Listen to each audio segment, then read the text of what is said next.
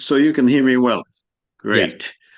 Um, what I'm going to talk to you about is pareidolia and how it impacts info autopoiesis, or the self-creation of information. Uh, Pareidolia is a normal, adaptive, and common tendency to perceive a specific, often meaningful image or visual illusion in a random or ambiguous visual pattern. Such perceptions may also be expected when listening to random noise or music. These are some examples of pareidolia. Uh, you can see the face on Mars, and also a crescent moon in the water, in this case. A sleeping cat, also a phoenix shaped cloud. And a more dramatic uh, case of pareidolia is this. Uh, the waterfall of the bride, which is in Peru.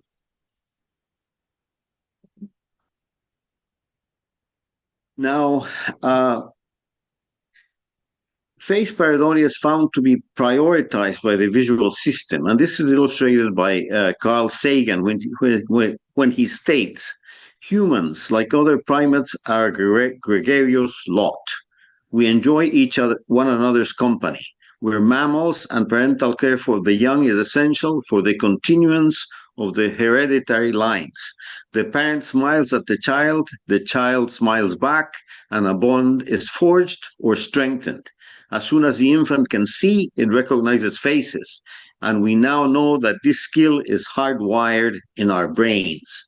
Those infants who a million years ago were unable to recognize a face smile back less and were less likely to win the hearts of their parents and less likely to prosper.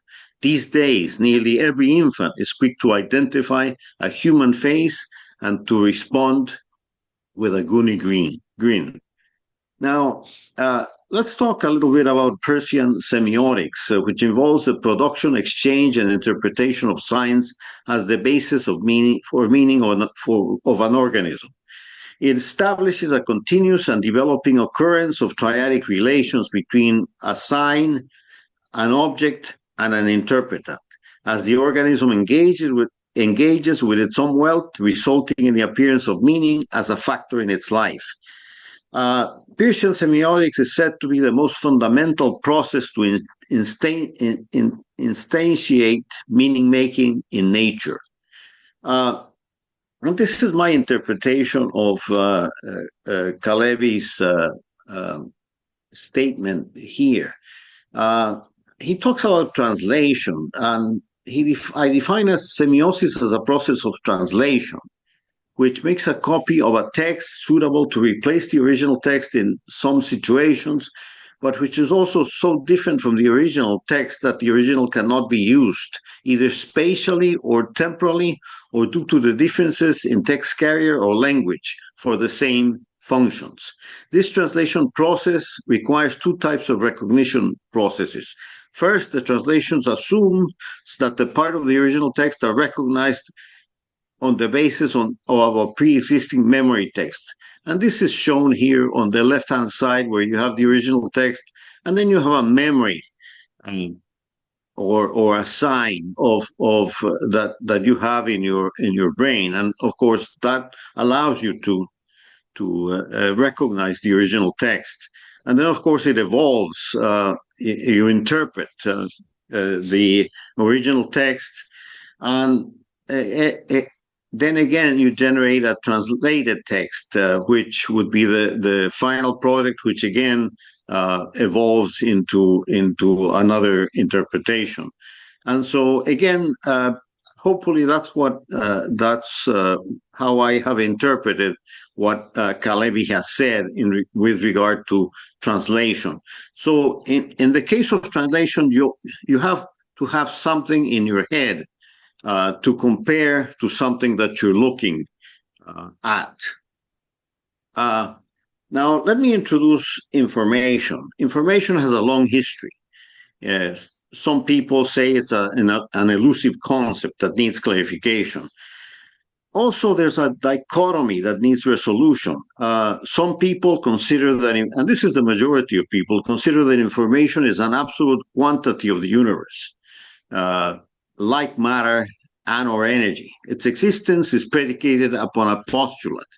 Uh, so if you look at the literature, that's what you find. People postulate the existence of information in the environment.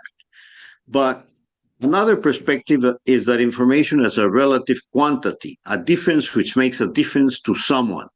Um, and the only way to resolve this is to use the reliable choice, which relies on first-hand information. Uh, One implication is that there's no information outside of living beings interacting with their environments. And this is the origin of info autopoiesis, which is information self-creation. We create all of the information that exists for us. Now, to reinforce this, we can look at the etymological origins and Bateson's dictum, which, in terms of etymologically, it's an act of informing, communication of news. Also describes how we shape, give form to matter. And of course, Bateson's dictum as a difference which makes a difference.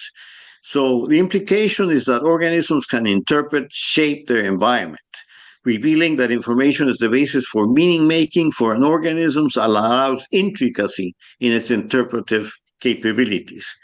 And in essence, information does not exist in the environment. We create it. Here's an explanation of utilizing an organism in its environment. And effectively, there's a sensation, information, action triad, which consists of internal and external circuits. The internal circuit is inside the organism, and of course, the external circuit corresponds to the organism interacting with its environment. The result is self-referential, recursive, and interactive process of self-production of information from sensorial signals. So what comes from the environment is what I call environmental noise, which our senses discriminate. And from that, you generate sensorial signals. And this is where pareidolia can be said to originate. Semantic internal information creation is motivated by the individuated satisfaction of physiological relational needs, leading to a meaningful external environment. So, in a sense, we have the expectation of specific things that come from the environment, so that we're able to satisfy our physiological and relational needs. And again, that results in an action which motivates the repetition of what we find, I guess, useful to us to promote our sustenance and our life. Now, when we talk about an action of us on the environment, this results in Shannon syntactic external information, which is a metaphor for the creation of all of our artificial artifacts, including all our arts and sciences. All scientific information is inaccessible except to Shannon syntactic information, to our expressions, which again include language, gestures, pictographs, whatever. In short, info-autopoiesis enables an explanation of how meaning-making comes about and points to the origin of all human knowledge. Now, one interesting thing is that if you look at this diagram, really, it just shows one sensory element out of many that are in our body. So our body is composed of millions of sensory elements distributed across the five senses. Each sensory element may be considered an info-autopoietic element. The coordination of all these info-autopoietic elements results in a very complex sensation, information, action cycle, which in a sense I've tried to show here with the addition of other elements. This process defies modeling, since the transformation from sensory signals to semantic information is unknowable. The transformation from semantic to Shannon syntactic information is also unknown. The coordination is also unknowable. In short, info-autopoiesis is undecipherable, or the binding problem is unsolvable. Semantic information is internal to the organism. Syntactic information is external to the organism. So in terms of info-autopoietic pareidolia, what we can say is that the environment is noisy, chemically, physically, electromagnetically, in whichever way. We then ask what motivates an organism, however liminal, to detect a difference which makes a difference, that is, to generate a distinction. If we talk about the origin of life, the first distinction made by that first being led to information and life. Organisms are motivated by satisfaction of physiological and/or relational needs. This requires that the organism be primed to recognize that which it requires. This means that the organism knows what it is looking for. And again, this is pareidolia, essentially. Just to give you a glimpse of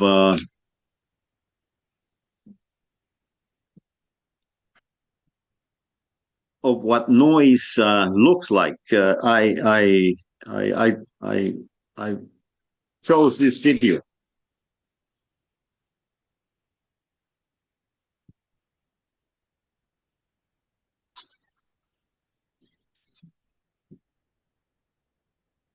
My main purpose of that video is to show you that there are things that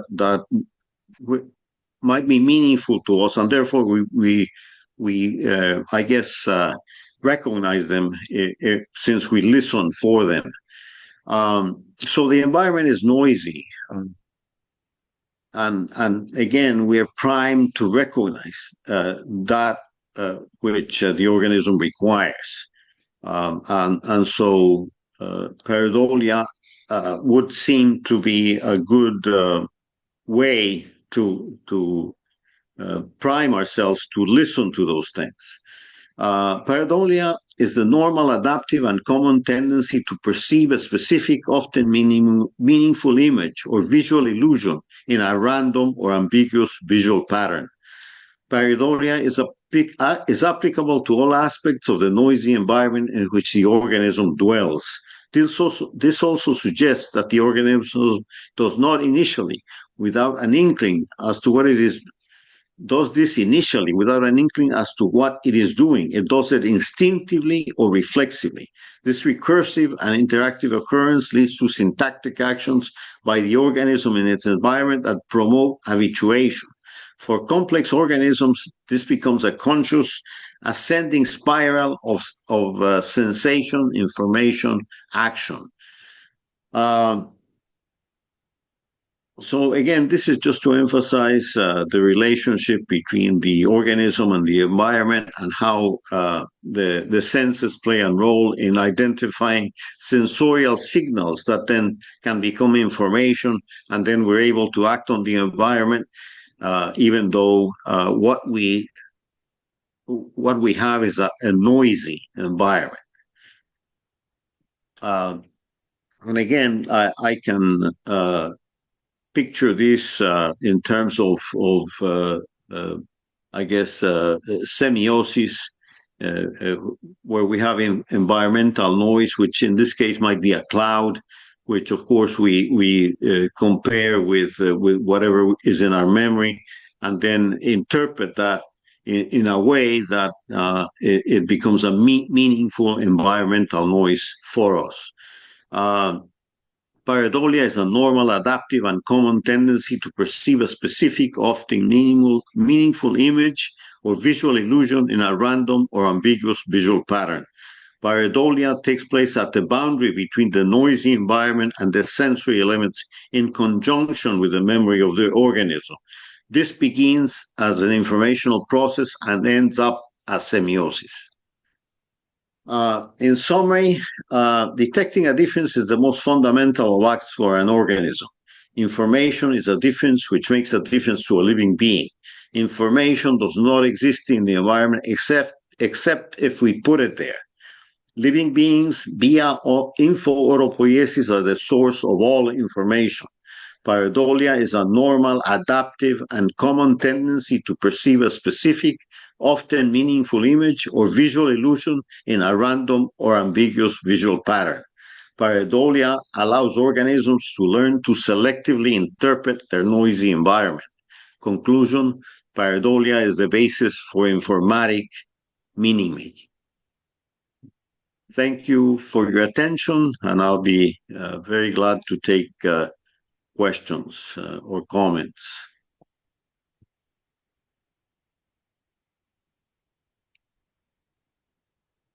Okay, thank you, Jaime. All right, I'm going to send the mic around to whoever is interested. I'm curious, first of all, about this. So a generalized form, pareidolia is seeing faces in things, right? That may or may not be there, right? So it's a sort of heuristic of seeing things in a way that interprets them according to the sensory capabilities of the organism, right? So each, you could say, complex organism, or maybe even basic ones, have their own sort of pareidolia, which in a sense is a useful hallucination, right? It's evolutionarily grounded in us.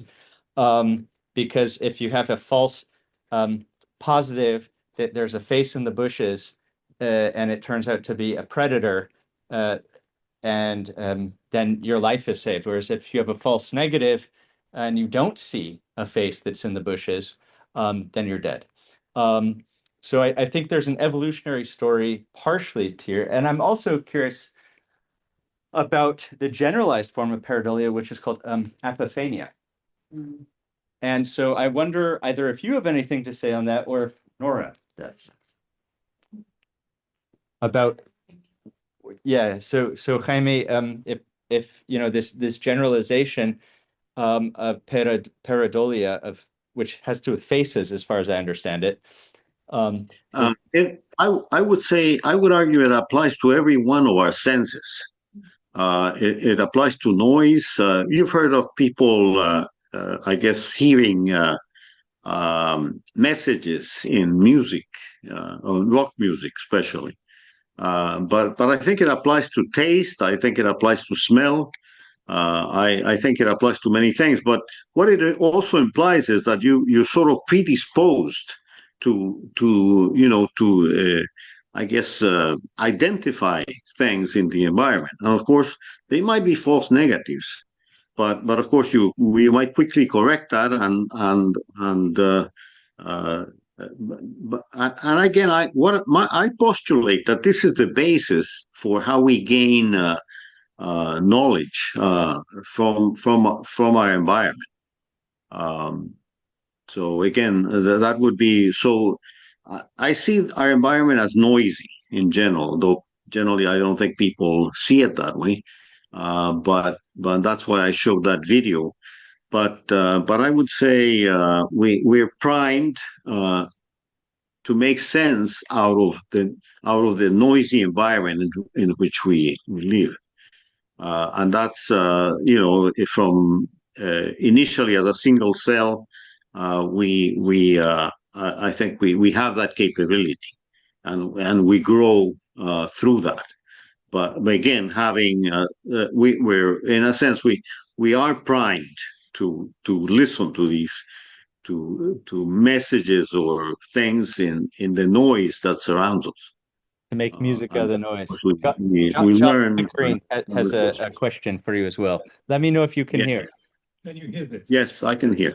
So on your last slide, or last but one, the second statement was there's no information in the environment. And I'd like to hear what you think about the ideas of, let's say, the theories of James Gibson's direct perception, where he says there is information in the environment, for example, in the parallax between a ledge and what lies behind it. Well, I think Gibson, I guess, how should I put it? I, I, I've always been hesitant about what Gibson has to say. There is no information in the environment, and if someone can show that that's the case, then great. But I don't think anyone can show that that's the case because we're limited to our five senses. And of course, if like Gibson, if Gibson, I guess, promotes the idea that somehow there is information in the environment. What that means is that we've already engaged in a learning process that allows us to identify things that we need to to favor our way of living. But if you look at the literature, what you find is that when people talk about information in the environment, and this is most people, it's based on a postulate. It's as simple as that. And I think Gibson also falls in that category, that he believes that there's information in the environment. And again, it's a postulate, and that's all there is to it. I don't think Gibson is saying that there's information in the environment in a sort of nominal sense. I think the idea of affordance is that the environment is suggestive by how it's contoured, right? So there's a sort of organism niche mapping that can work. That's correct. But that's correct. But I don't want to get in the middle of this. That wasn't my intention. Oh, no. We have another question from Eric. Yeah. Okay. This relates to this discussion. First, thank you for your talk, and thank you for bringing up these really interesting questions. I think there's a delicate balance between, on the one hand, saying that everything is observer dependent, on the other hand, saying that there is no information in the environment. For me, it seems to be the case that the environment is the sense making of the other organisms. So a tree isn't really sensing an environment, it's sensing other trees sensing. And then for me, that also leads to the conclusion that the environment isn't noisy.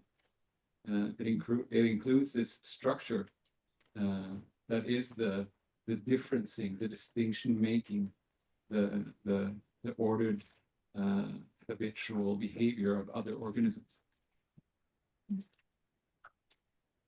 I would say you're thinking like the majority of people, and again, I would say we learn that we create information, and that's why we can interpret what's around us.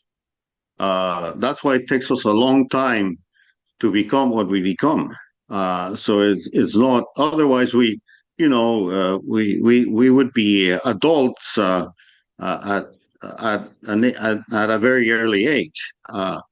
If it's a question of just listening or just looking around and learning everything. And I don't think that's the case. I think we create everything that we learn. Yes. And that's on an individual basis. Each of us is primed differently. It's individuated, in a sense, listening to the environment. And so each of us, you might be more musically inclined than another person simply because maybe your hearing sense is much better. So again, it's individuated pareidolia. But if you examine things closely, you'll find that there's no information in the environment. We create everything that we can call information.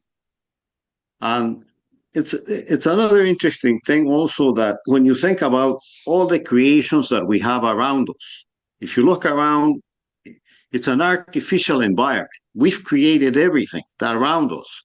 So why shouldn't we recognize it? We have another couple of questions, Jaime. Okay. Yeah. Yes. Yeah, I'd like to continue the discussion on the notion of information. If it's available in the environment, so to say, if we look from a perspective of Morris semiology, then you can distinguish between the syntax, the pragmatics, and the semantics. If you say in nature that we find arrangements in time and space of elements, and that is what we call Shannon information in information theory. That's independent of someone who receives this information.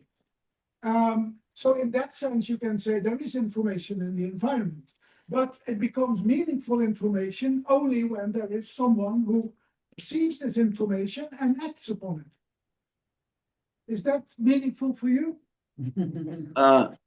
No. Well, I would argue that the following: we create Shannon information. If you go back and look at the communication schematic that Shannon has, what he identifies in that communication channel is Shannon information, syntactic information. But no one ever asks, where does that syntactic information originate? And clearly it originates with us. And not only do we create that communication scheme, theoretically and also factually. So again, we're the creators of all these things that we then analyze.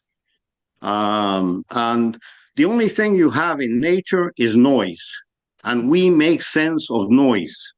And of course, we're primed for certain aspects of that noise, so that we can interpret that. For example, we have some reflexive actions. We have a tendency to suck.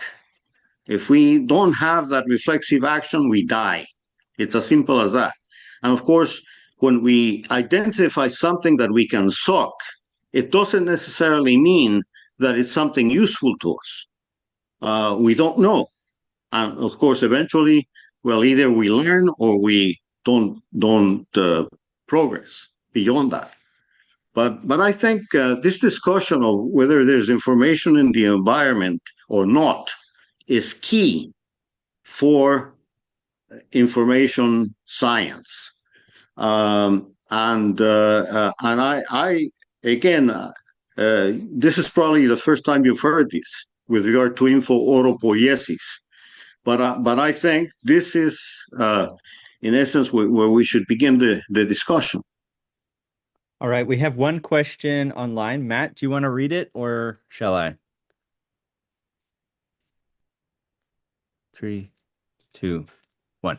Okay, so Matt online said, if information does not exist in the environment, do you mean it must exist in the relation between the observer and the environment, since the interpretant, or you can read it, Jaime, along here, since the interpretant is a necessary aspect of semiosis?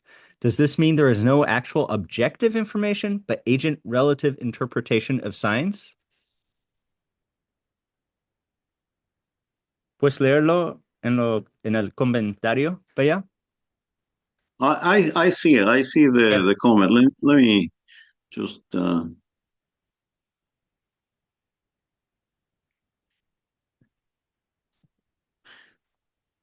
see. That's the thing about objective information and subjective information.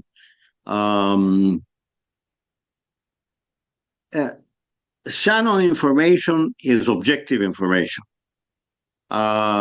Let's say when we interpret, right, that is subjective information.